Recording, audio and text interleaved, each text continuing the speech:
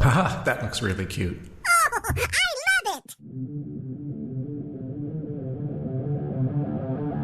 You're listening to the Mike Cassidy Photography Podcast. It's your real-world photography business masterclass with no BS and no magic shortcuts. Here's your host, Mike Cassidy.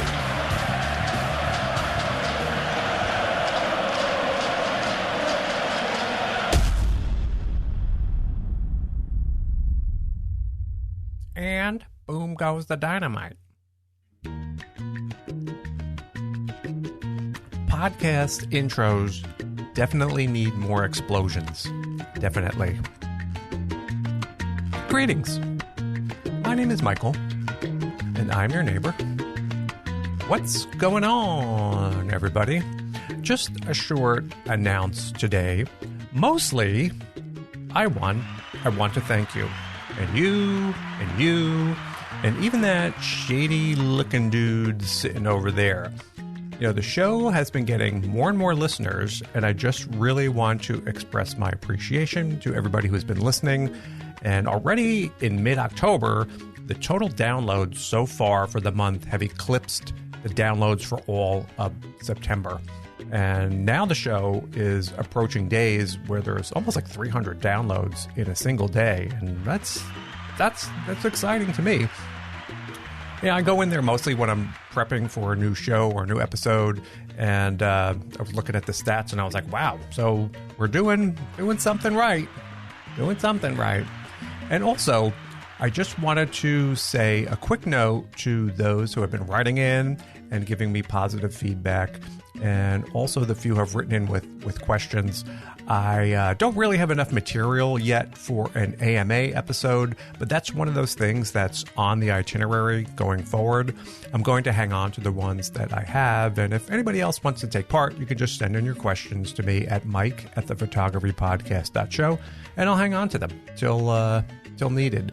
And if you haven't joined or subscribed already, the AMA episodes and any special episodes that we are putting together are going to be released for members to hear in that member feed. You know, it's just a couple bucks to join and just keeps the show rolling along.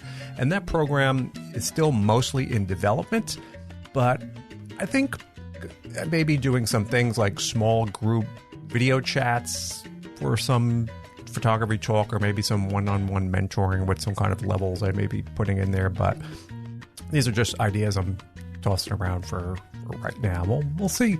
We'll see what happens. You know, we're building the foundation here. We're building a strong foundation, and that's good. And speaking of foundations, my guest today is Darryl Stringer, and he wants to help you build a strong foundation. Darryl ran a real estate photography business for many years. You see what I did there? And he photographed literally thousands of properties between himself and his team. And now he's taken on a role of an educator, and you can find his materials over at buildaphotographybusiness.com. And it's good stuff. Psst, Darryl makes a lot of videos. They're all available on this website. You know, he does Facebook Lives and stuff like that. So give his videos a peek. It's good information. And Darryl and I had a chat not only about real estate photography, but how real estate photography can be a good add-on for those doing portrait photography or landscape photography, etc., and maybe want to make a bit of money with an alternative stream of income. You got a slow time of year in your business? Maybe RE photography can help fill in some of those dips in your income. You'll have to listen and hear about the opportunities to step in and capture part of this market. You know, it was a pleasure meeting Darryl. He's super intelligent, and I will indeed call him an expert. He's an expert status here on this show. So, are you ready? And as always, you know, I enjoy hearing from you, and you can connect with me online on Instagram at Mike Cassidy Podcast, or via my email at mike@thephotographypodcast.show if you feel like reaching out to me. And thanks so much, and I will talk to you in the next show.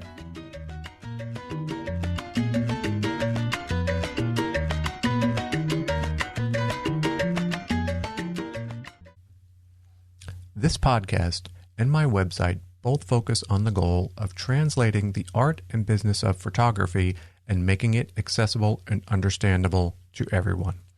My goal is to provide the best content in photography for you, the listener. I've assembled a great team of photography guests and experts to make this happen. What I've chosen to do is create a subscriber model for my audience. If you value what I'm doing, you can become a member and support this podcast. In exchange, you'll get benefits over and above what's available for free. It's my goal to ensure that subscribers will definitely get back more than they give.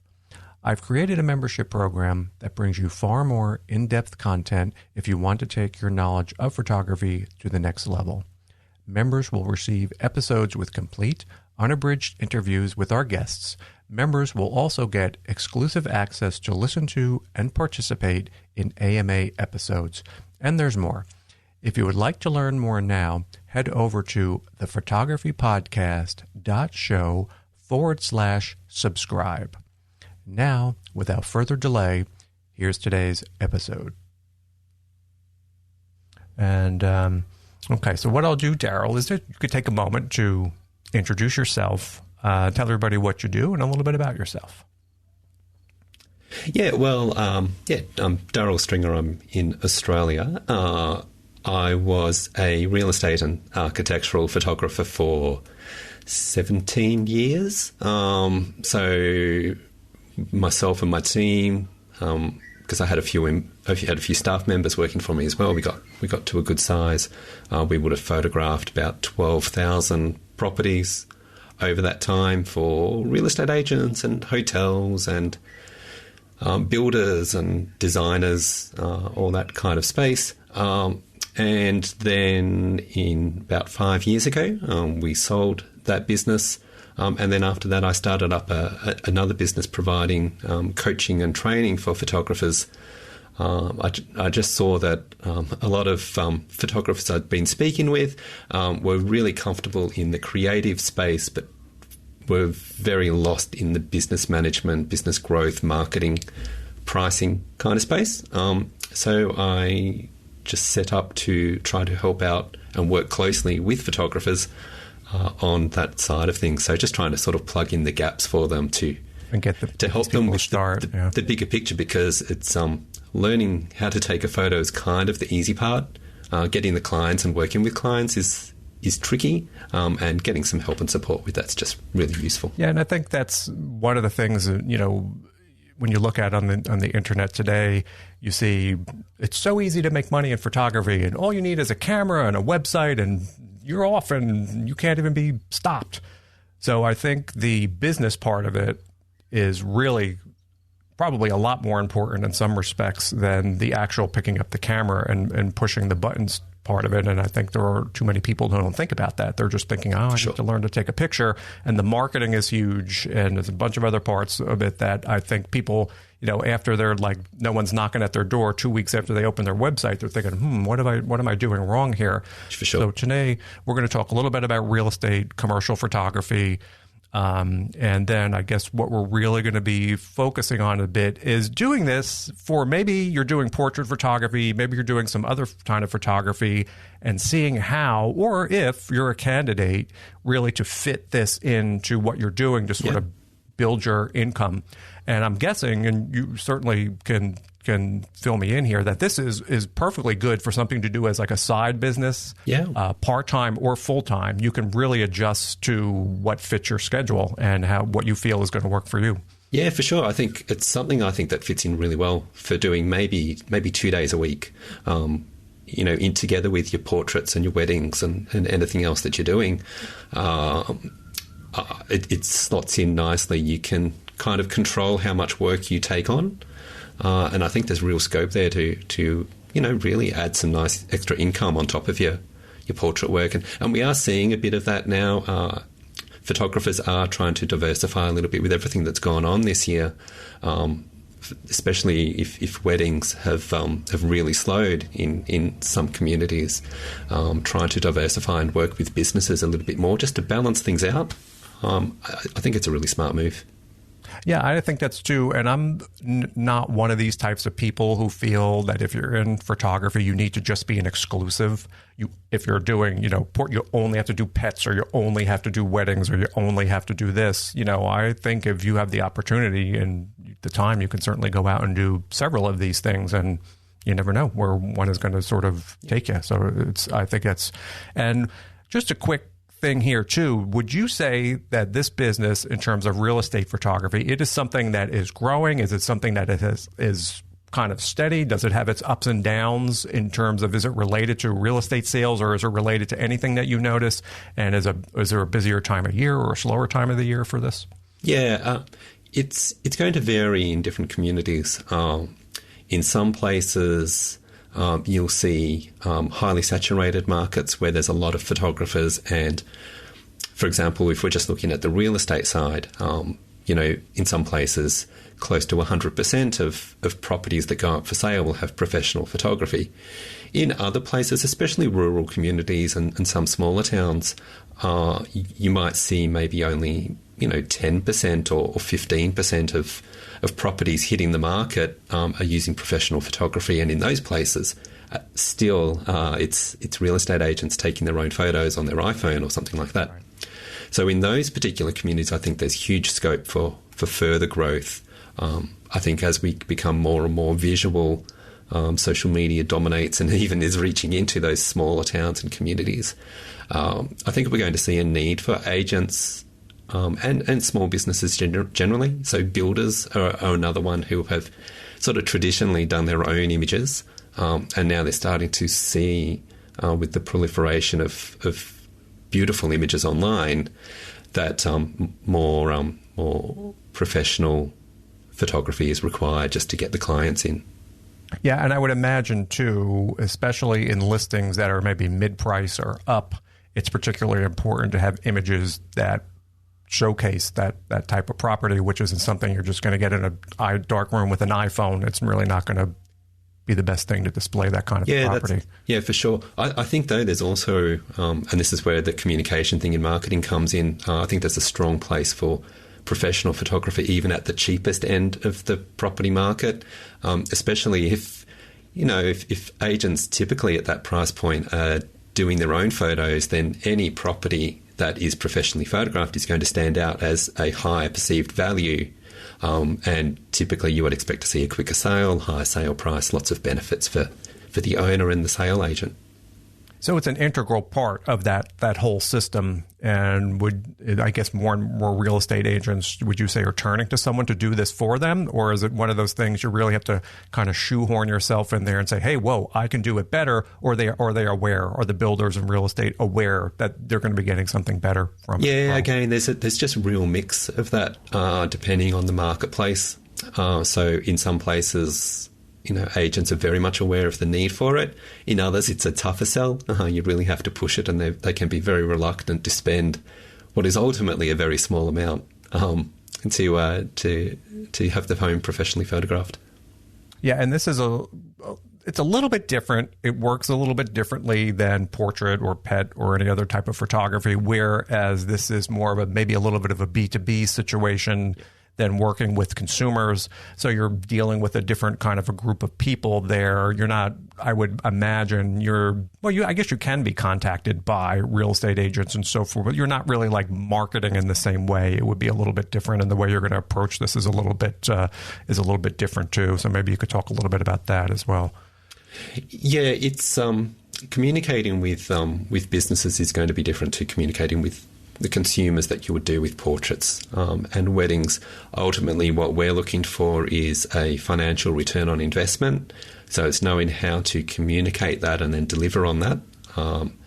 So that's where you do still need to have quite good skills. We can't neglect that, because what we need to deliver needs to get results, and then our communication then needs to be focused on communicating the way we deliver that return on investment. So if we can show potential clients that value, if they spend, say $400 with us, it's going to, maybe add, maybe 5%, 10% to the ultimate sale price by bringing in a crowd of potential buyers instead of a trickle of buyers, and that ultimately helps them with the sale. So you need to position this a little bit to show that you're adding value somehow for what they're spending. They're going to get a return on that, where normally that may not be the approach for a pet if you're talking to some. So it takes a little while but it's a little bit of a different approach in the way you have to present that. And one thing we're going to be discussing here a little bit is someone may be sitting at home going, this sounds interesting. I want to learn a little bit more about this. But as you'll discuss here in a moment, this may not be the best thing for everybody. And in your courses, you have a few guidelines, really kind of like a self-test to see if this may be the right thing for you or if this is for everybody. And I guess, and this, when I saw this first one, I was like, yeah, this kind of makes sense. But the first thing you had on your list is this is probably a more technical version of photography, more so than some other parts. So I guess the first item was, are you really into technical photography? Yep. And that would be something that you would have to sit back. So how does that come into play as far as being good at real estate photography? I think typically you would be taking multiple exposures and sort of understanding, blending them together with, different images. It's a bit like a jigsaw puzzle type of, yeah. Yeah, so or you've got panoramas and so forth. Yeah, so you just have to light up different areas of a space, balance inside with the outside view. And so there's just a bit of work involved in terms of, okay, what will my shutter speed need to be for inside? How do I then fire the flashes to get good light for outside? Then how am I going to work those together in Photoshop to get a final end result? So there's a little bit more on that front to do. Yeah. And your next point is this, you feel you need to do it, or is this something that you want to do, which again makes a lot of sense. So you find some people doing this really because they feel they need to, and that's not more so than they want to, and it may not work out best for them in the long term for doing it for that reason. Yeah, I just think it would be hard to commit it because it can be tough work, and I think you have to enjoy it. If your energy comes from working with people directly, and having them in the scene, then this isn't for you because you're alone. You're out there by yourself. Yeah. Yep. So for people who prefer to be by themselves, this may be the thing for them. And then also another thing here is how much time do you have available to you? And this, I guess we'll talk about even a little bit more down the line, or I'm going out to get new clients and so forth. So how much time? Or what would you suggest to people is they need available to start to get into this on a weekly or monthly basis? Yeah, I think you would need at least, I would commit at least 2 days a week as a minimum to it. If you can do that, obviously initially you're not going to be flooded with work, so you can use it initially, those 2 days a week, to build relationships with potential clients, to research your market and to learn kind of what's going on. And then the last thing, I guess, here is you're talking about what we mentioned a moment ago is about the person's local market. So what are your guidelines there as far as, you guess maybe checking to see how many people are doing this, or more on the real estate side, what kind of opportunities are available for, or what the market looks like in your local area, I guess, determines that as well. Yeah, it's knowing who's your competition, and also what opportunities are there in the market in terms of agents and other businesses. Are they inclined to hire a photographer or are they not? And that's going to impact your marketing and your messaging. Yeah, so I guess if you know I guess it depends on how you look at it. If you see that a lot of the real estate agents in your area are just doing this themselves, maybe you have I guess it depends on you maybe have an opportunity to say, wait, you could win all these people over, or it could be a situation where they just keep saying, no, we don't want this, we're doing it ourselves. So you have to, you don't want to spend a lot of time in this in your area if it's not a big, or you don't have the opportunity. Now, I'm in the U.S. and you're in Australia, but is this at all an industry is it more single operators, or are there larger companies that are involved in this that just kind of send out larger volume, really low type camera people? Like when it's Airbnb, they'll send out people and pay a photographer like $30 to go photograph somebody's listing. Is it a larger, or is it more independent operators that are mixed? There is a lot. You'll typically have, a few large operators in the major centres, major cities, and then lots of sole operators doing their thing as well. But yeah, you do have situations where, you know, the big companies will hire, you know, college students and things, pay them $40 to go and photograph a home, and they work at scale, whereas otherwise you've got your sort of more boutique end for the small operators. And is there so what I do is women's portrait photography and you know, wedding photography. There are strata, or there are defined levels where you have entry level type people to luxury or high end type people and people in the middle. Is there such a thing too as like a high end real estate photographer, or is that doesn't really exist in that type of a genre? There is to a certain degree, and typically once you sort of reach that higher level, then you'll also be pursuing a lot of work in architecture and hotel photography and that kind of space. Work. There's kind of, to a degree, there's kind of a lid on terms of pricing where you can go in real estate photography, just because of the nature of the work.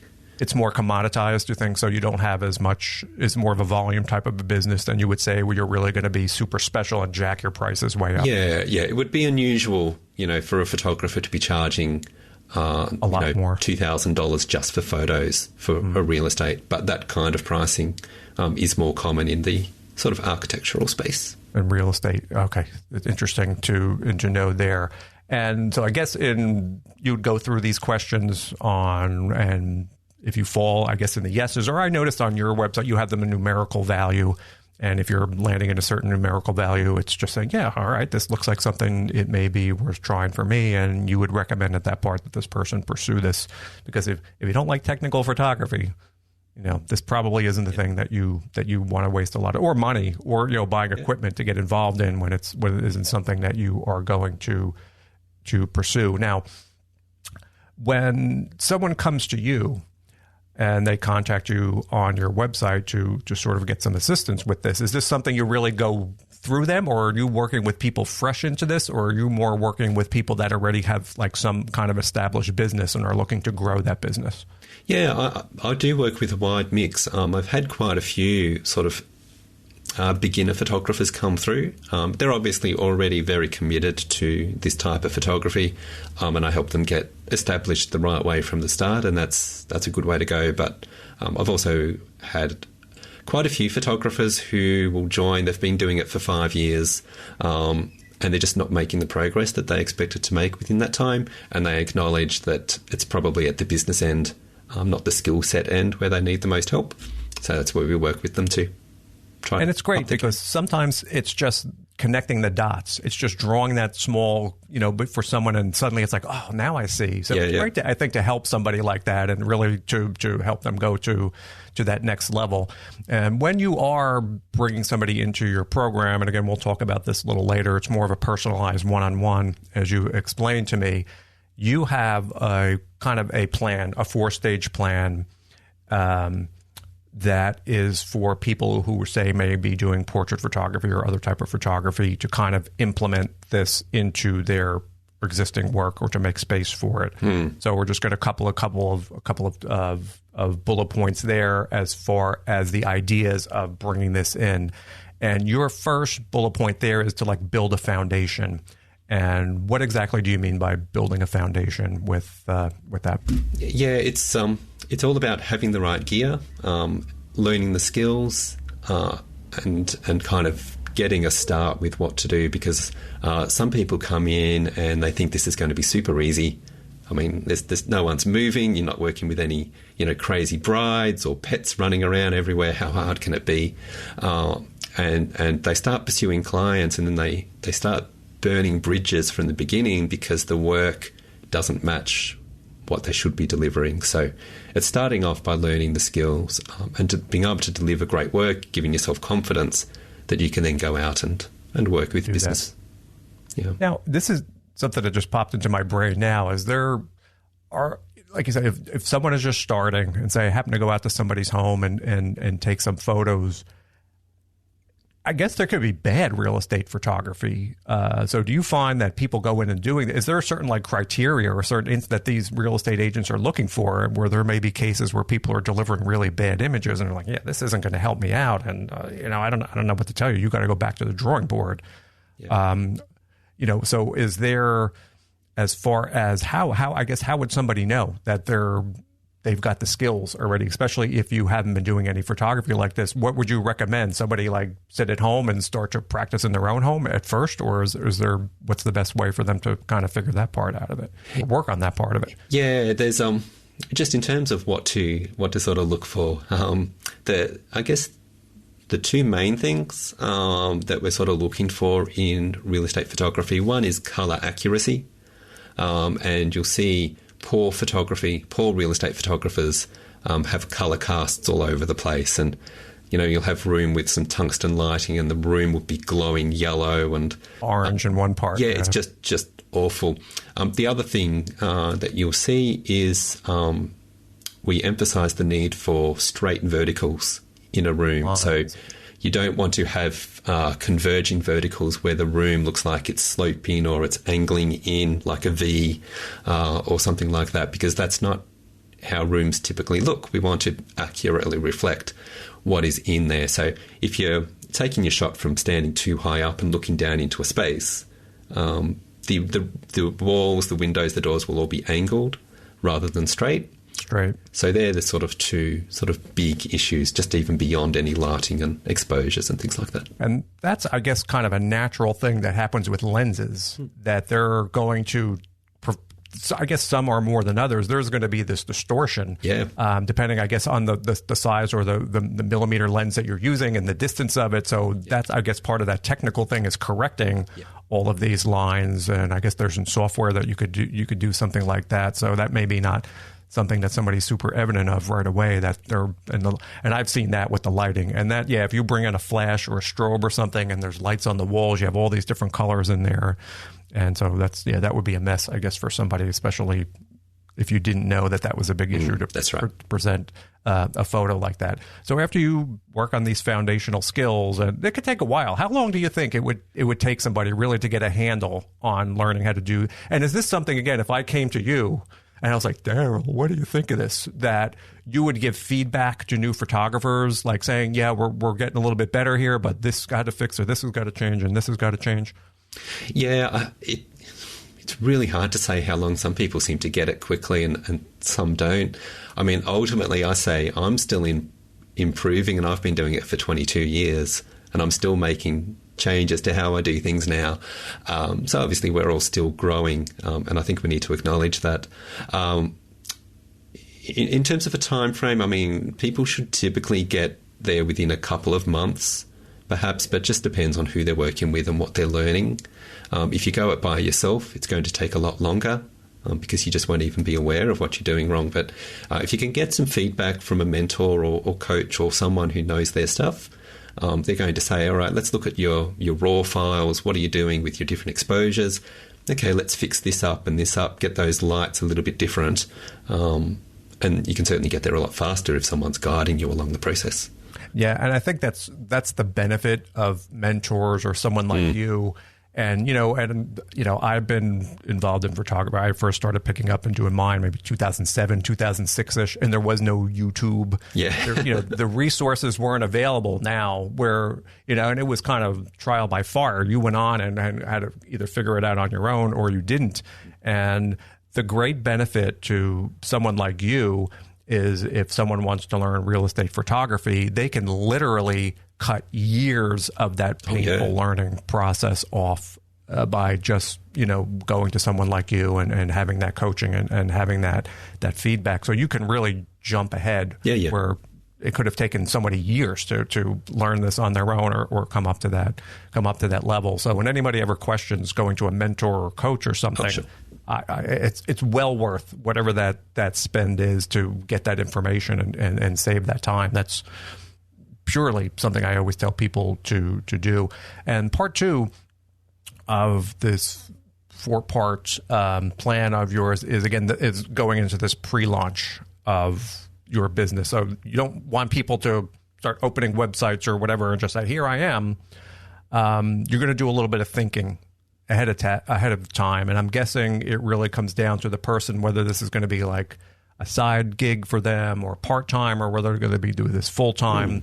Because because I think one of the big fails for people is when they get involved is, you got to work on these things a little bit backwards. And if it is a full-time, you got to know what you got to make, and you got to sort of work backwards to figure out what you got to charge.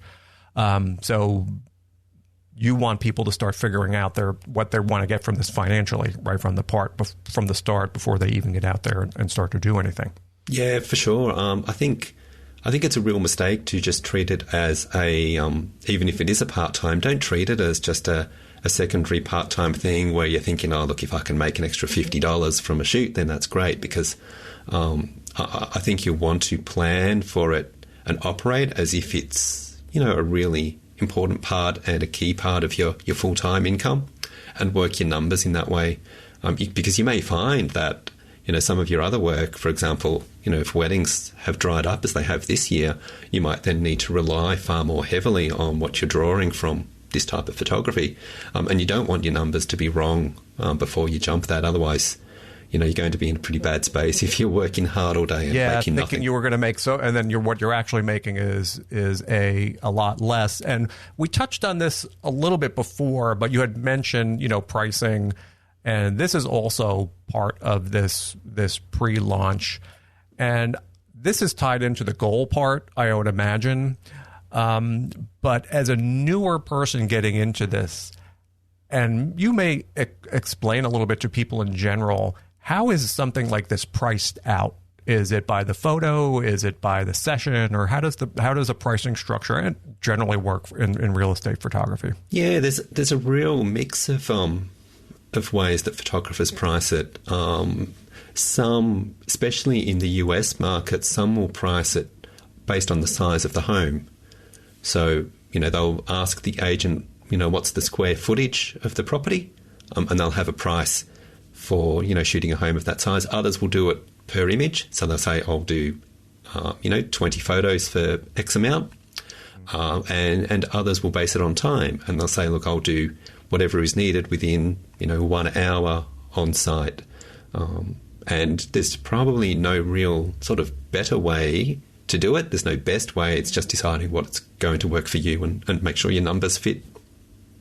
Do you think it may be, again, different area by area? So if most people are charging by the home size in your area, that's the best way to go ahead and do that? To a degree, although I'd perhaps also argue that there's a really good case for making yourself priced differently to what others are doing. So if everyone else is charging by the square footage, maybe you could price yourself based on images, and it's less of a apples to apples comparison. So price doesn't enter into it perhaps quite so much. Otherwise, like if everyone's charging, $200 to shoot 2,000 square feet, it's too easy to compare. So, yeah, you would stand out a little bit. Now, in my brain, and the way I have always done it, is that the images always made more sense to me because you're spending time. It's an investment on each and every picture. And with something like this, you may be even spending more time. So it would just seem common sense to me. The more images, you may be charging by the image, and that way you're compensating yourself for your time a little bit. I think I'd lean that way too.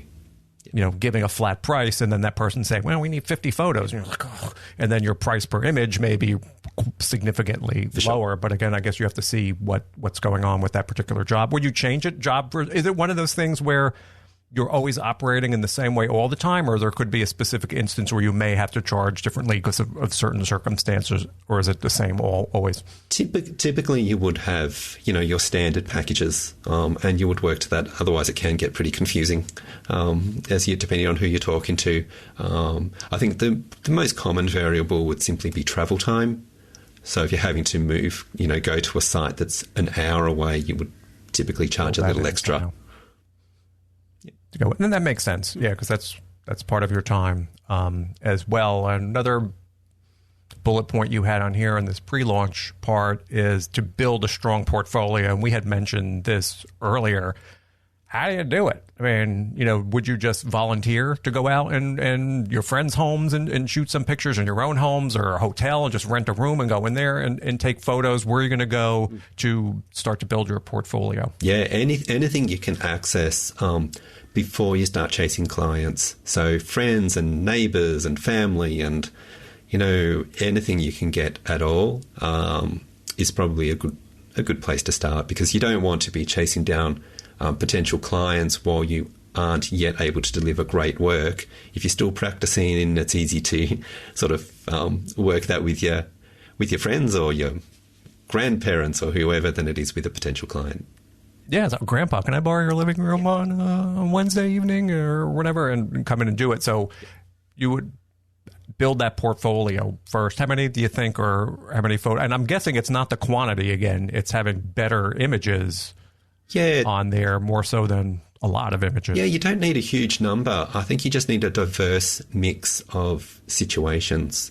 I think you could get by with a really good portfolio of 12 to 15 photos, provided you've got, good interiors and exteriors, and obviously a range of spaces and styles of homes.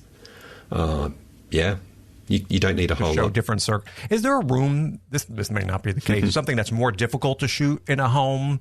Or is there one that you really have to do, like maybe like a living room is the most popular and you really have to be strong at living rooms? Or is there a particular, like would you say the bedroom, or just to focus on one particular area or one particular type of photo? Yeah, I think the one, it's probably more the room that has the big view out the windows. Maybe you've got some big doors that open up nice and wide and you can see out to a backyard or something. An ocean or a mountain view or something like that. If you can nail that, where you've got beautiful exposure outside and nice exposure inside, I think that shows that you've got the skills to do it.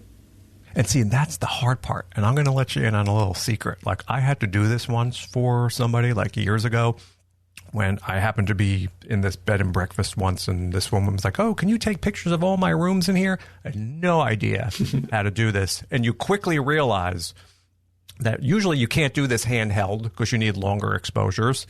And then when you're exposing, like you said, for the inside of the room, what's the windows all going to be white? Yep. And why? And then if you're exposed for the window, everything in the room is going to be dark. Yep. So immediately you're like, this doesn't kind of look the way I wanted it to. So there really is a skill level involved when you see a photo of French doors open and the beautiful inside going out to the, like you said, the beach or an ocean background. It takes a certain amount of skill to be able to do that and make it look the way it's supposed to look. So I guess there's a whole technique part to that, which we're really not going to get into here, but I guess that's a lot of compositing. You're taking a picture exposed for the window, taking a picture exposed for the inside, laying them on top of each other, making it look like it's all one. Is that pretty traditional and what they do for every room and every house in that matter? Yeah, that's the way typically things are done these days. Obviously you want control of the outside view, so you set your exposure to be as bright. If you're looking outside to a fence that you don't particularly want to see, you don't want to expose that too much. If you've got an ocean view, you want that view to be crisp and beautifully exposed. So you'll just take a couple of different exposures and typically use some flashes to balance that light out.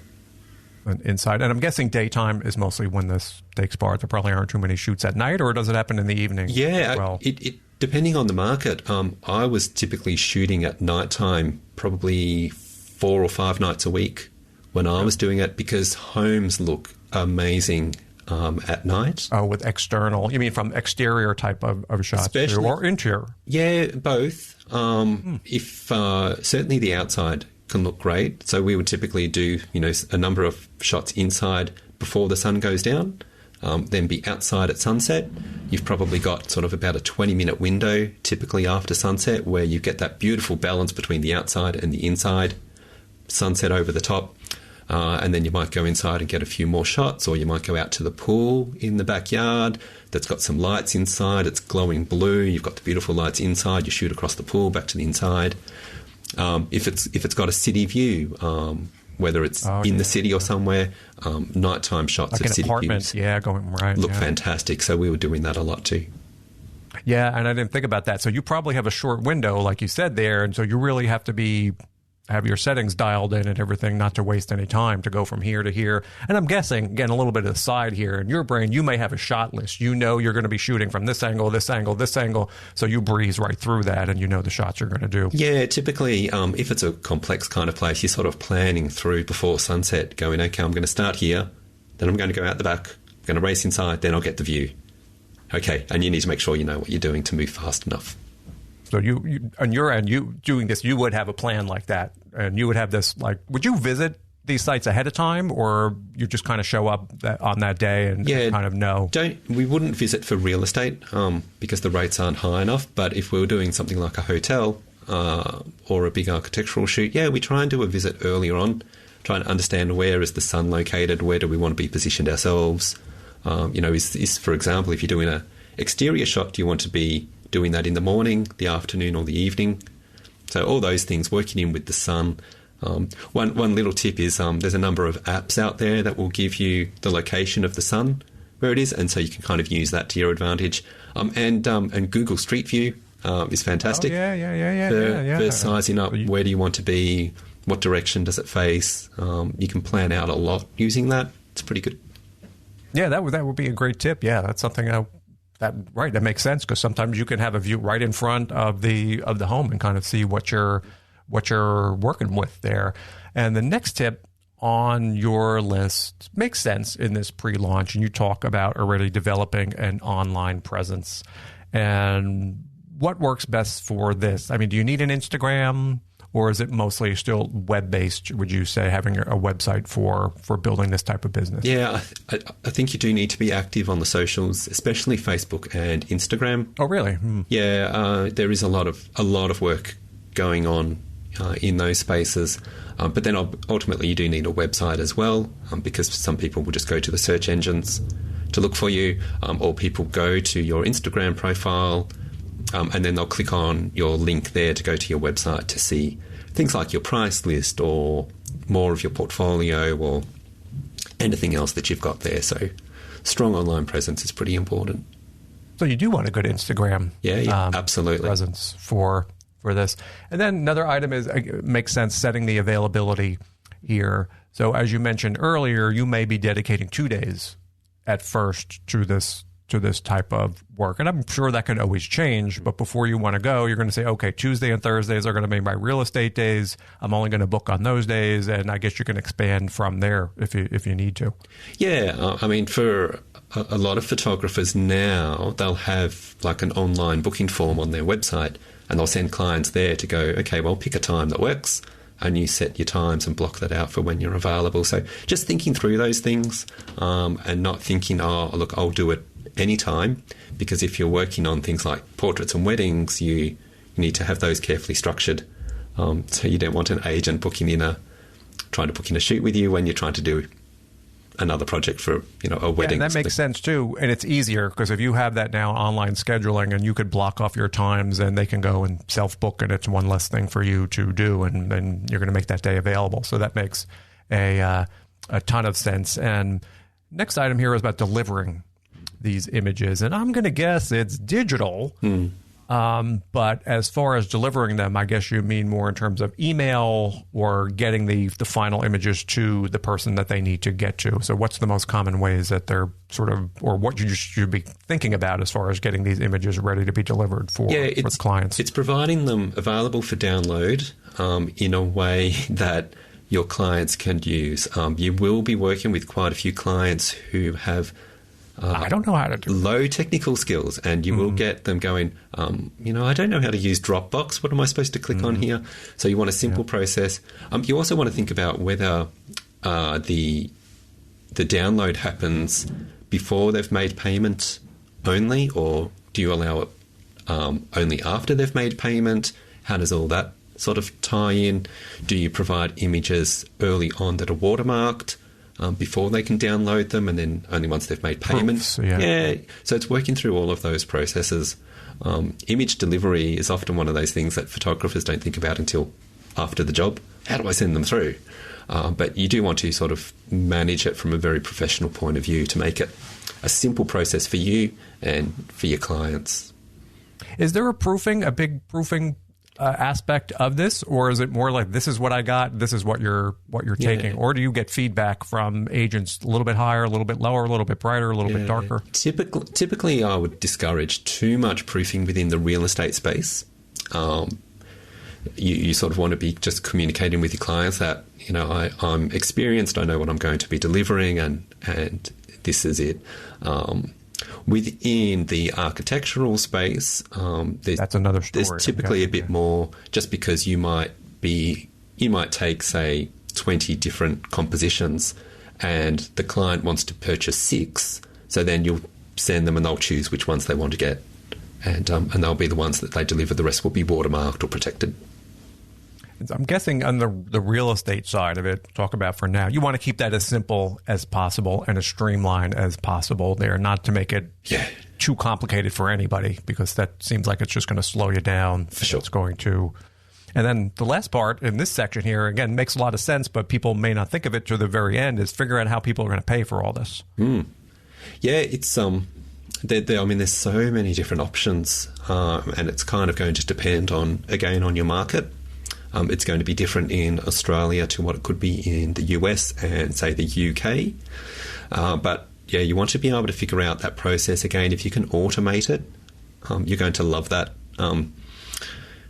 because chasing up clients for payment, not fun for anybody. It's a headache. Yeah, our company, we didn't manage that well early on, and we would be chasing people up, and we'd be losing thousands of dollars every year just because we weren't managing it appropriately. So, for instance, if you're giving people like net terms, if you're delivering the images and they're going to pay and they're going to pay afterwards, I guess, that's not a great way. Maybe if you're working with a larger business that you're doing repeat business with, but I would guess that's not the ideal way to do it, just with one-off type of a job. You're right, because you don't want to be emailing or calling people saying, "Where's my money? Where's my money?" That's right. So, coming up with a solution to you don't want to be chasing after people. And then item number 3 is, all right, you've gone through all these other steps. You're kind of excited to get going, but you're saying you don't want to do this just yet. You don't want to go out and start, there's one more little step here, and you're referring to basically as like a soft launch, which I guess is kind of a walkthrough to make sure that all these other things, you've got it smooth before you start taking a bunch of people in and finding that something wasn't right. And then you have like 7 people mad at you because you weren't working on something correctly there. So I'm guessing that's the point in that step. Yeah, it's just making sure that your processes work from your client end and also at your end. So just take it slowly at first, work with just 1 or 2 clients, and just refine everything and review it all and make sure the whole process is as smooth as possible, especially for your client, because if we're working with typically clients on a repeat basis, so hopefully they're coming back to us again. If we want them to come back to us again, we need to make it simple for them. So, you want to make sure that your first experience tests everything, and then you can feel confident to go bigger and get the 10 or 20 clients that you're going to want to have. And I'm guessing, Darryl, as well, also your first couple of times through this, it's going to take you a lot longer. So you probably don't want to have 5 people, and you're like, and they're waiting and waiting and waiting. So you can have that one client at first, knowing it, to editing and all this part may take you twice as long at first. And after you do it, you may get much, much better at it and be able to go through that quicker. So that's a great tip. Just like one person at first, make sure you got that, and then wean in another person or a second person or a third person there. And I guess, too, after you're done, you look back and say, well, this didn't go so good. So you can also make any tweaks at that point for things that didn't. And so once that's gone through and things look good, I guess it's time for launch day and getting ready to fully open your business and make sure everything is going well. And how do you get people at this point, though, or when you're good to go in terms of marketing? What would you say? Just basically for someone who wants to go reach out to some local real estate agents, or is there a particular place to go to find your first customers here? Yeah, it's there's so many different avenues available for us. If we go back to having that active online presence that we mentioned earlier, engaging with prospects online, work with, engage with them on Facebook, engage with them on Instagram, build some trust and some familiarity there. And then maybe eventually you might call them on the phone, you might do office visits. Again, because we're working with businesses, we typically know they have an office on sort of the main street in town. You can often just walk in and go to the front desk and say, hey, can I have a chat with Ben? If Ben's there, have a chat and just talk about what you're doing and make an offer to work with you. But it's building that familiarity, because you're going to do much better if they've warmed up a little bit before you try to say, hey, Mr. Agent, why don't you book a photo shoot with me? So, using social media. There's networking. Yeah. And I'm guessing there's a little pounding the pavement involved here, too, where you can go out and visit some. Now, this is a real. Some people in some areas of photography are very pro. This is one of these polarizing things. But would you say, even to get your foot in the door with real estate, going into your agent, say, I will even give you your first session just to see how I work? Would that be a strategy you would recommend to get a foot in the door with something like this, to do the first session for free for that person? Yeah, look, I think something like that has a role to play. You want to manage the language, I think, very carefully, so that they're not like just using you to do that. But I think people can be very reluctant to hire a new photographer because they've been burned so many times in the past by various businesses and some other photographers. They are cautious about hiring you. They're not quite sure what you're going to be like to work with. So by removing those risks as much as possible and making it a simple choice for them to go, yeah, all right, let's give this a try. That can be a way to go. Otherwise, another way to go, if you know someone who has got their home on the market, maybe it's a friend, maybe you can approach your friend, take some photos of that property, then go and approach the agent and say, hey, I went and photographed this property as well. Just thought you'd like to see what I was able to deliver. Try to set up some kind of meeting or something with them in that way. So I think that... that's a good idea too, yeah. The nice thing about this particular field is that it's really easy to identify who your clients are. They're advertising online, they're in the local paper, they're in, all sorts of places. They're very visible, more so than portraits and weddings where you're like, well, you don't know who's coming up typically for a new client anytime soon. And I don't know in Australia if they do this, but in the U.S., when homes are for sale, they stick these big giant signs on people's lawns. Sure. Is there any value in contacting the people directly who are selling the homes, or is not really? Because you could drive around, and say, "Oh, there's one," or is that not a good strategy to go about it in that way? Look, you certainly can do that. You just want to be careful, I guess, that you don't offend the agent that you're trying to reach out to. So you could manage it badly if the agent took the photos themselves. You're not quite sure, you go and take in your photos and you approach the agent and say, hey, I noticed you had some pretty terrible photos up already. I went in for you, aren't I nice? And I took a great set. By the way, your photos stink. Yeah. I can help you out. So you got to... That's a good thing. Go look for bad photos online. Yeah, you sort of got to manage that and think how that would come across to the potential client. And some might go, yeah, you're right, look, my photos are bad. But others will go, what do you mean? I pride myself on my photography. They could be home and start crying, like, I thought I was doing this. So I guess you have to approach that in sort of a very careful manner. Yep. When talking. By the way, these photos suck, but this is what I could do for you. Yeah, that's right. Probably not that's not the best. Darryl does not recommend do not do that sort of, do not do that. And as far as we touched on this a little bit before, as pricing and once you're getting going, and you really have to sort of figure out a pricing strategy. And we talked on this a little bit where, I mentioned maybe by the photo, and you mentioned you can do it by the job, or there were some other conditions in there. You mentioned that the market may have a lot to do with determining your pricing.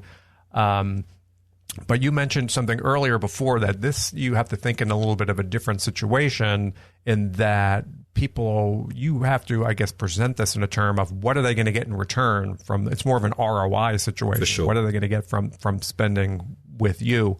So is that something that you would have in like marketing materials, or what would you say there? I would imagine you would go out and say, use my photos and you're going to sell your home for 5% more. You can't, do something along those lines. But how does somebody present or sort of just bring up this value of these photos and how it's going to help the sale of the home? Yeah, that's probably the tricky communication piece. When you're working with clients, you you want to emphasise that return on investment that you can deliver. It's difficult to mention specifics just because there are so many variables involved. You might have the home perfectly photographed with the best images ever, but if the owner decides that they want to price it higher than the market is prepared to pay, it's still going to sit on the market. Yeah, that wouldn't be your fault. Yeah. Yeah, so it's just trying to sort of communicate that. I guess that's where perhaps something like testimonials has a strong role to play. Once you start working and getting some good sales, getting other people and agents to say, hey, I hired Michael and, we were able to sell this home in 7 days. I'd definitely be working with him again. That's the kind of thing where you can talk about past success stories rather than saying, I'm definitely going to achieve X price for you. Right.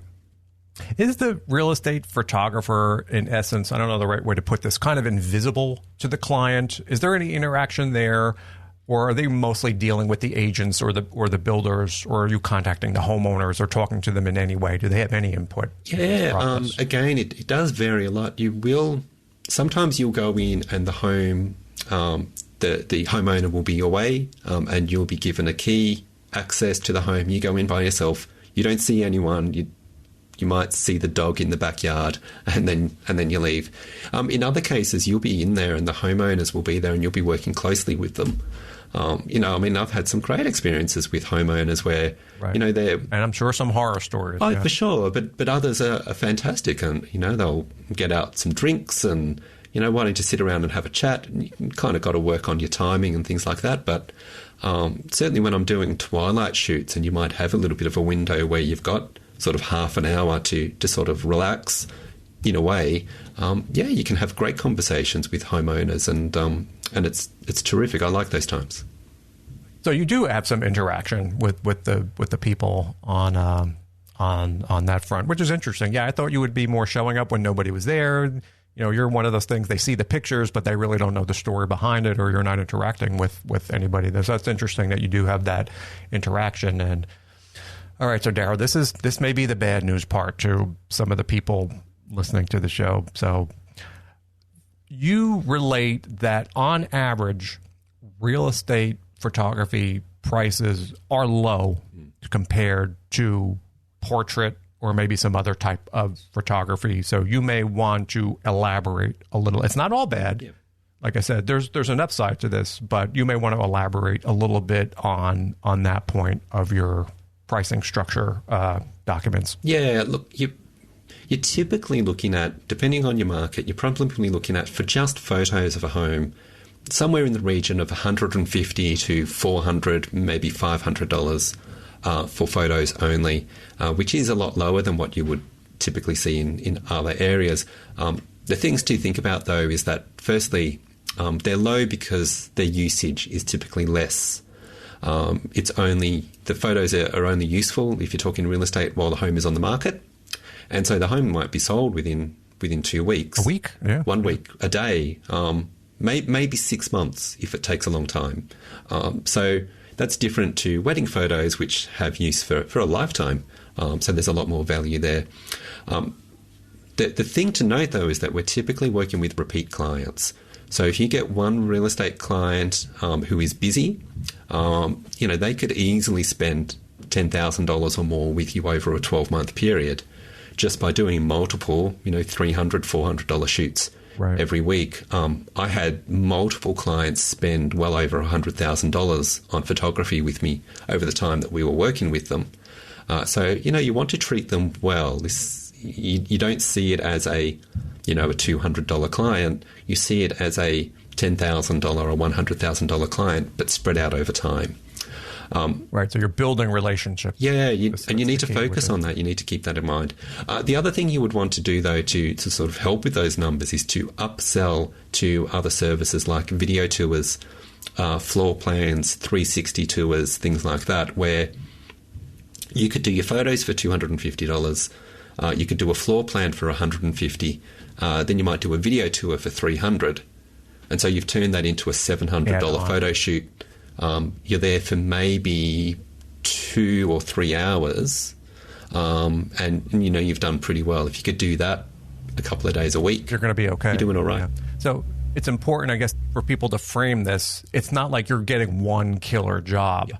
This is something where you're collecting a lot of smaller jobs and long-term building relationships. It's not, this real estate agent may give you, 5 jobs a month or so. Yep. It could be more than that. Yep. So you're taking a lot of smaller things, which over time are really going to build and start to grow your. So I would guess in that respect, there's probably, when you get involved in this business, a slower growth curve. So at first, I imagine it's not going to be a lot. It's going to take, like anything else, it's going to take time.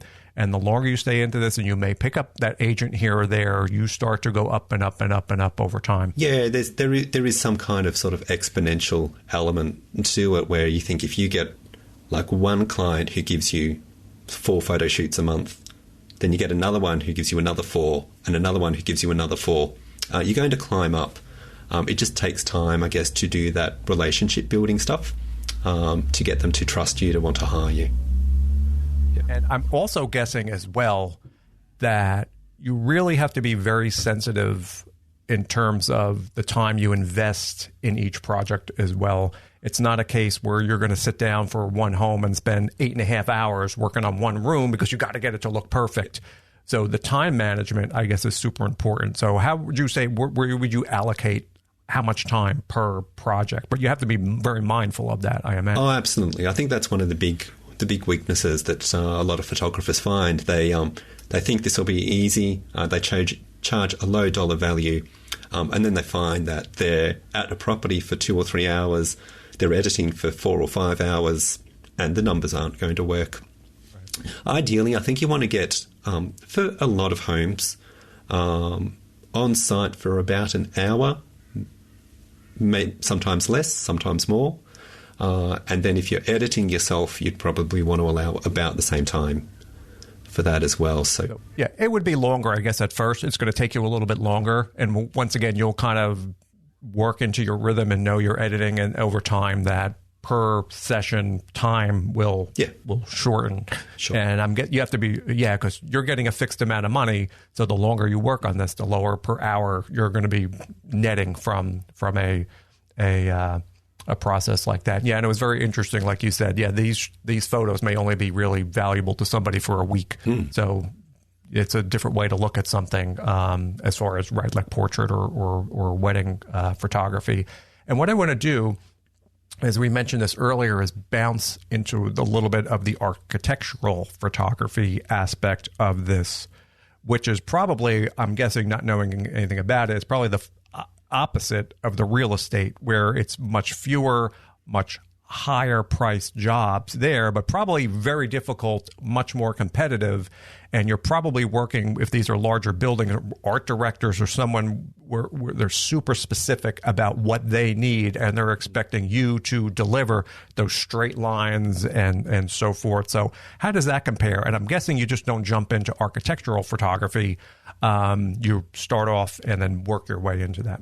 Yeah, it is. It's a different type in terms of pricing and what you're delivering and time on site. So in terms of pricing, it's multiples higher because the terms of use will be much greater. The benefit for the client is much greater. So, you'd be looking at, some photographers start lower, but I mean, typically you're looking at $1,000 to, maybe $20,000 kind of for a 1 or 2 days on site. And you will be spending typically hours or days at a location rather than 60 minutes. And your skills, I mean, you've got to be able to deliver, fantastic work. Certainly. And just so people know, when you're talking about architectural photography, what exactly are people going to be taking photos of there when you're talking about this? Yeah, so you're looking at, I guess, new projects that have been designed by architects or by builders. And we're talking about residential and commercial projects. So, maybe large office buildings is a common one, as well as residential homes. Another big thing that you will be shooting is homes for builders for awards and also for architects for awards. So you'll have some big competitions with, large building associations and architectural associations where they need images submitted for the awards, and so that's worth a lot to an architect or a builder because of the recognition they get from that. And so to be in the running, they need fantastic images. So it comes back to you to deliver those images for them. Is there ever like an audition process for this? Do they ever have anybody come in, like photographer A, B, and C, and they're sort of comparing before they award some kind of a final contract, or are they hiring people straight out? Typically, you may find that occasionally. Typically, you'll find they'll look at your portfolio and work with you on that. I don't know of too many situations where they will, get 3 photographers in to shoot a space and then judge it off that. So that's where your portfolio, your website, your social media presence is really important. So in this instance, like you said, there could be a large new commercial building being like an office building or something where the builder or the property owner may want photos of this building for marketing materials or so forth that they're going to use on their website or put on their sales. So they need something very super specific to show the building in the way that they want it to be displayed in their marketing. Yeah, for their marketing and their portfolio as well, because they need to be able to show future clients what they can do. And I mean, when you're looking at some of these projects, can be, $5 million to $300 million or more. There's some pretty big deals going through. So the visual marketing elements to those projects for the future sales and marketing opportunities for those companies is really important. So you need to be able to deliver the work that will help them. And this is where I'm guessing, and we may talk a little bit about gear here, where especially I know when you're outside of a building, like you mentioned, the building isn't going to look straight when you're photographing it at a corner or at angles. And I don't know too much about this, but I just remember once Nikon, and they had these tilt shift lenses, and people were talking about using tilt shift lenses to I don't know exactly how that works, but had little levers in the lens or dials that move things up and down to eliminate this. Is that something now where you need gear, or can you do these kind of things now in software where you don't need these very specific type of lenses to go ahead and do that type of work? Yeah, look, the progress that has been made, I think, in the past few years in Lightroom and Photoshop does allow you to kind of fake it to a degree. Gets hard if you're trying to push it too far. But for slight differences, you can do fantastic work just by using lens corrections. For example, in Lightroom, I use that all the time myself. Otherwise, if you sort of want to step away from relying purely on the software, when shooting a building, try and have your focal plane perfectly level with the building. So not tilting up or down or something like that. Try and aim to get it nice and level. And if you can't do that, then that's where a tilt shift lens comes in, because it will just sort of, you adjust it if you like, and so then that will change the image inside the lens and push it onto the sensor, so it's all nice and straight and smooth.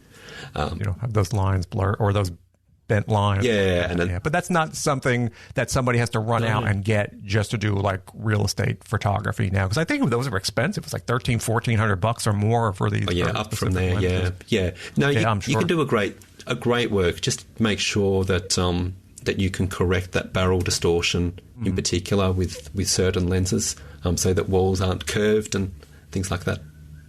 Yeah, because Lightroom now, they do, and they have you could just check a box now, and it knows the lens that you use, and all your photos go bloop, and it will sort of take this distortion away to a degree. But I would imagine in a room, that's a lot less of a factor than a big building. So if you're just shooting a bedroom, it doesn't come into the same play as it would if you were outside with a 30-story. Yeah, typically if you're in a bedroom, it's pretty easy to fix that up in post. You just need to know what you're doing, or have an editor who knows what they're doing for you. Right. And good question there. Now, is this something that you'd be outsourcing? Would you trust this to do, or is it not worth it? Would you want to sit there and do this yourself as far as the editing? Yeah, process goes? I'm a big advocate of outsourcing. You typically, for real estate images, you're typically looking at somewhere between maybe 80 cents to maybe $2 per photo to be edited.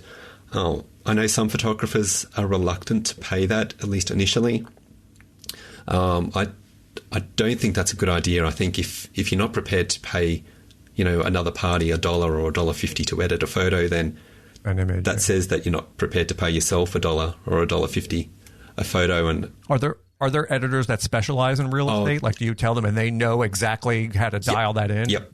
And they'll work with the lighting and straighten those things out. Plenty. Well, that's well worth it. Yeah, plenty. Especially, typically you'll find them at an affordable rate in Southeast Asia. So you'll send them there and they'll get it done in 12 to 24 hours and send it back. You just need to watch with some of those places where English is not their first language. So you just need to work through some communication. Sometimes that can be an issue to get what you're after specifically. But I think it's a great way to go because you can then use, instead of spending 2 hours at night editing, you can use that time to be building your relationships and work on your marketing while someone else is doing that editing part for you. It just makes a lot of sense from a business point of view. Great tip. And if I, say as a portrait photographer, was listening to this and that sounds, you know what, I want to learn more about this. Like for someone just stepping into this, what would you say they need to get started in terms of gear or software? What do you need to, the basics to get going in this? Yeah. Just about any decent DSLR or mirrorless camera will be fine.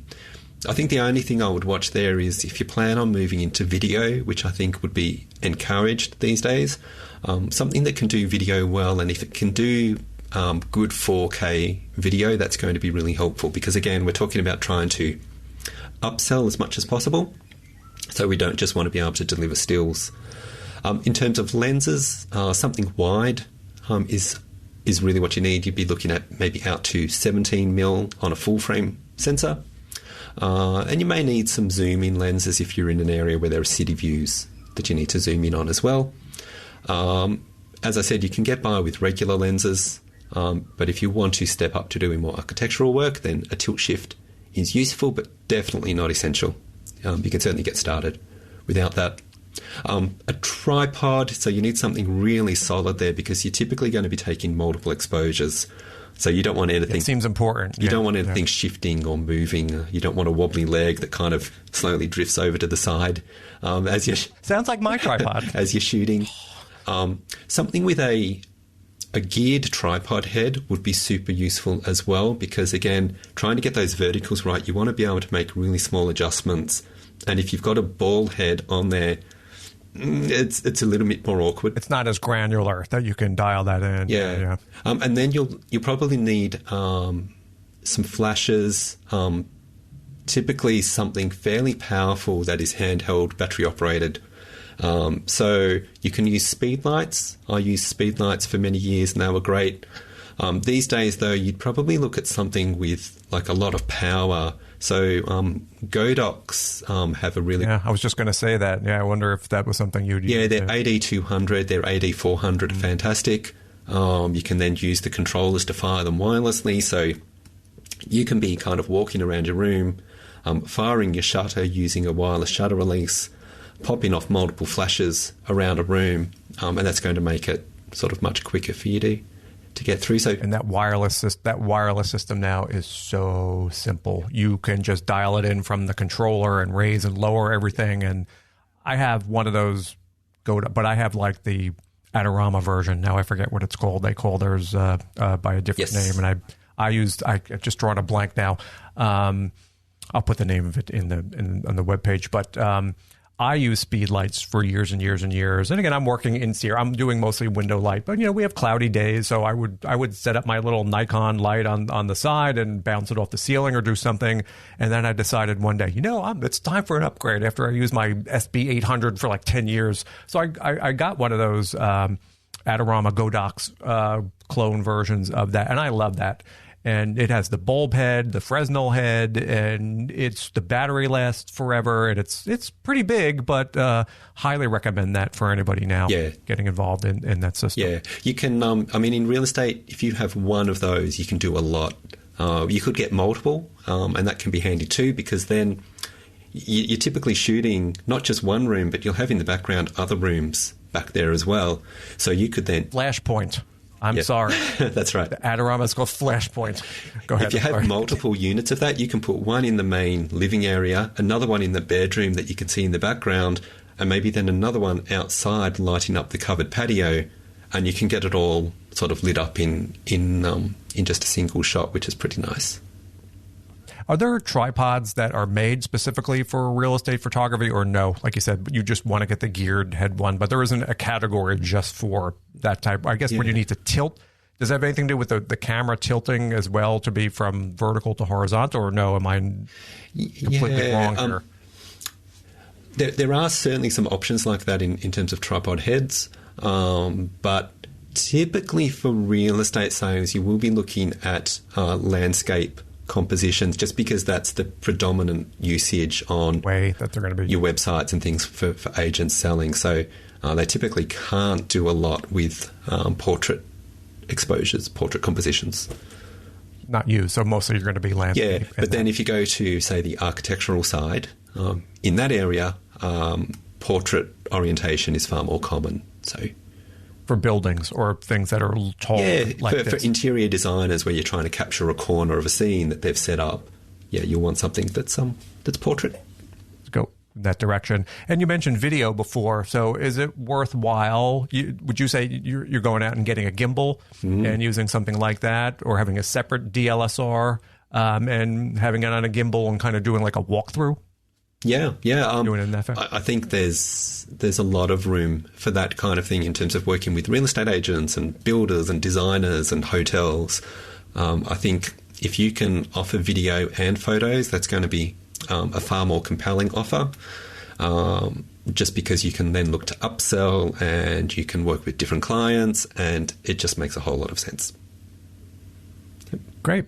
And so really a lot of the people can get started with things that they have lying around. There's no need to run out and buy super expensive single-use gear if they're not sure that this is something they want to dedicate a lot of time to. So that's fabulous. And if you just have a lens, and you said the wider is better, 50 no good, no. Less than 50, or for rooms you do need something that's going to be 35 or below, or even, I think 12, 17? I think you could possibly get by on around maybe 24 mil. But you will have a lot of clients that say, I want the room to look as big as possible.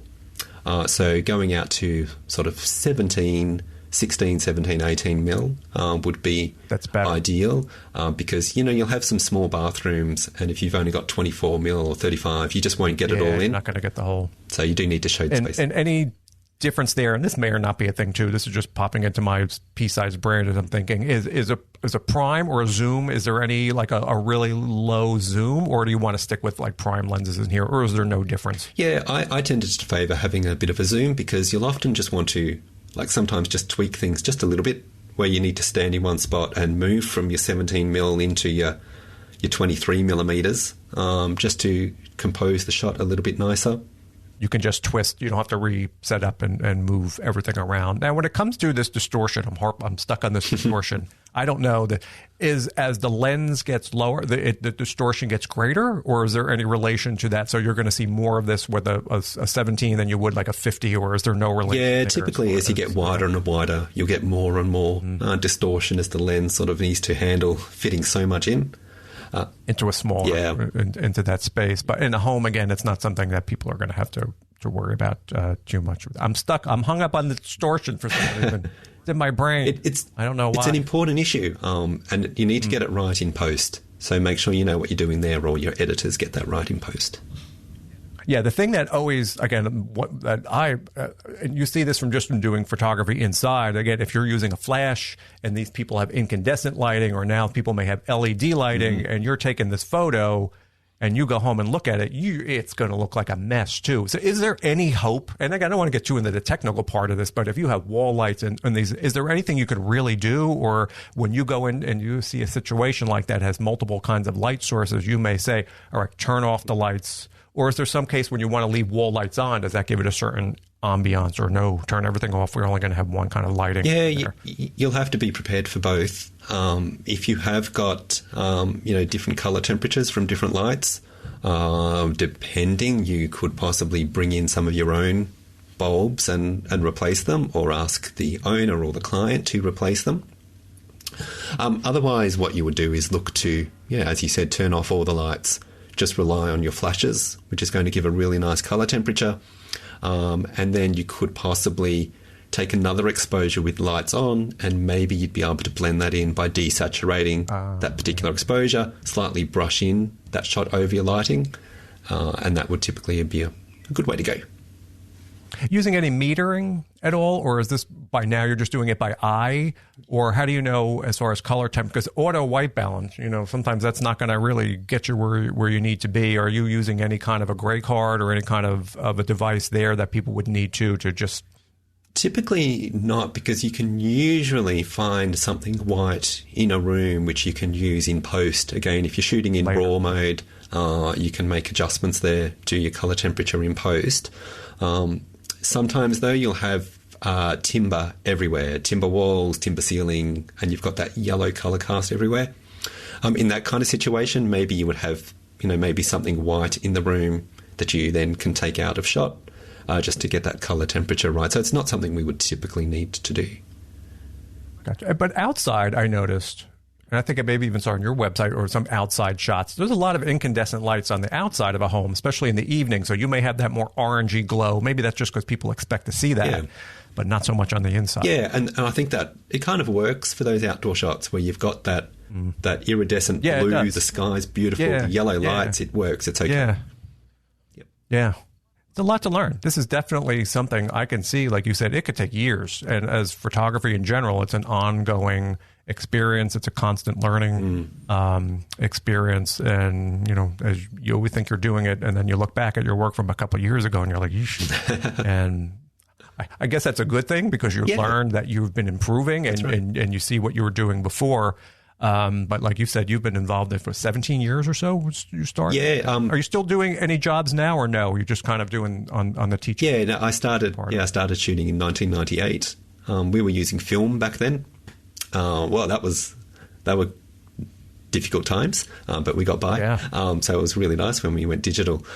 These days I don't shoot at all. I'm just full time coaching and helping photographers with the business side of things.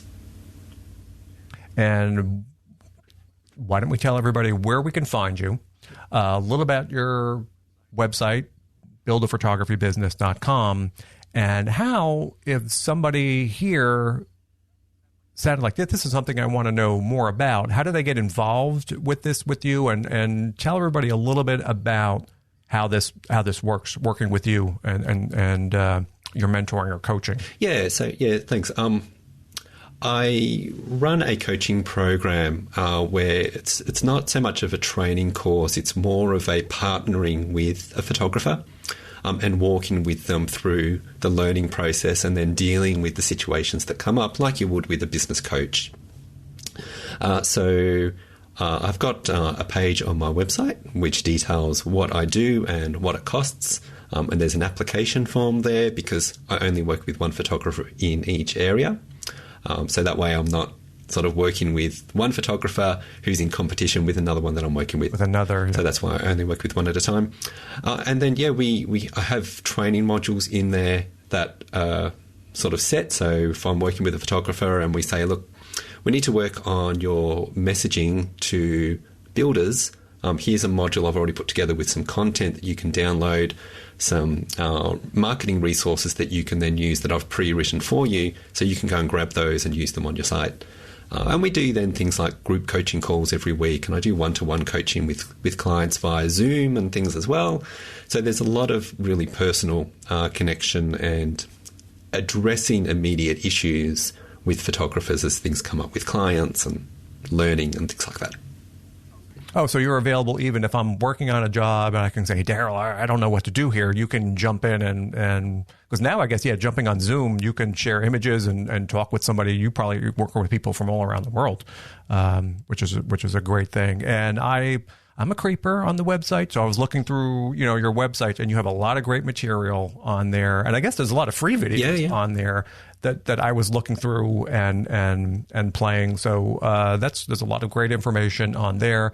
And then they can certainly sign up and reach out for your coaching on that website. So again, they want to go to buildaphotographybusiness.com.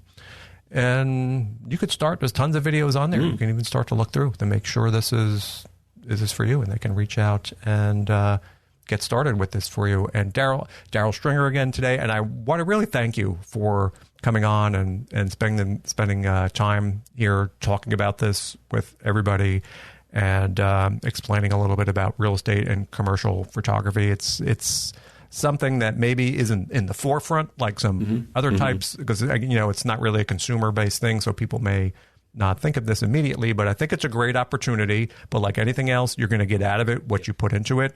A little bit more of a technical kind of an aspect to it, which some people may really enjoy. So it's interesting for me to learn about this, and it's always part of doing this show. The great joy for me is being able to talk to people that normally I would have never otherwise been able to talk to. It's very interesting, and it's hopefully we bring a lot of value in a show like this to people that are listening to it. So honestly, I want to tell you, thanking this all the way around the world. We're not even close. I think it's like 2 a.m. for Darryl. No, it's not 2 a.m. It is, but thanks for taking this time here today. And before we go, any parting words you got for anybody, Darryl? And you can say goodbye to the audience. Yeah, no, look, I think find the photography where you fit, and you may be surprised by the opportunities that are out there in terms of different fields and different clients. If you enjoy shooting buildings and other things like that, it just might be a fit, something that you may not have thought of before. So check it out. If I can help, get in touch. Thank you so much. And I want to thank you for coming on. And everybody, Darryl Stringer. Thanks, Michael.